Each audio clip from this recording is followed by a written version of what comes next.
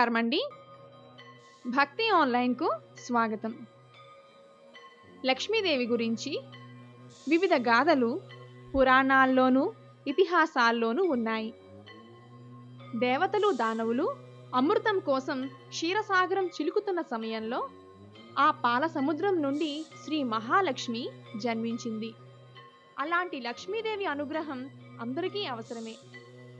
మరియు కొంతమంది మేము నిస్సహాయ స్థితిలో ఉన్నాము, నిత్య భయంతో ఉన్నాము, మాకు తొందరగా ఆ మహాలక్ష్మీదేవి అనుగ్రహం కలగాలి, మా అప్పుల బాధలు తొలగిపోవాలి అని కోరుకునే వారి కోసం అతి సులభమైన పూజా విధానాన్ని ఇప్పుడు మనం తెలుసుకుందాం.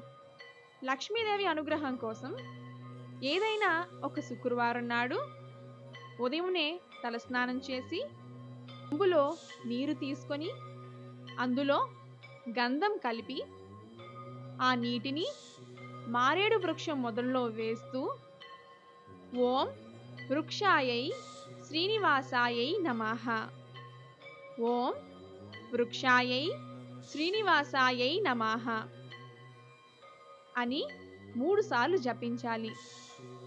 తరువాత ఎరుపు రంగు దారంను ఆ చెట్టుకు 8 వరుసలు చుట్టాలి. తరువాత మళ్ళీ మారేడు వృక్షం మొదల్లో ఇంకొంచెం నీరు వేసి ఆ మారేడు చెట్టు కొమ్మకి ఎరుపు రంగు వస్త్రంను కడుతూ మీ కోరికను చెప్పుకోవాలి. అంటే మాకు ఉన్న అప్పుల బాధలు, ఆర్థిక సంబంధమైన బాధలు తొలగిపోవాలి అని సంకల్పం చెప్పుకోవాలి. ఇలా ఒక్కరోజు చేస్తే చాలు. కానీ మంచి తిథి నక్షత్రం ఉన్న శుక్రవారం నాడు ఉదయం చేస్తే మీకు సత్ఫలితాలు తప్పకుండా వస్తాయి. అలానే ఆ లక్ష్మీదేవి కటాక్షం మీపై శీఘ్రమే లభిస్తుంది. నమ్మకంతో చేయండి, మీకు అంతా మంచే జరుగుతుంది.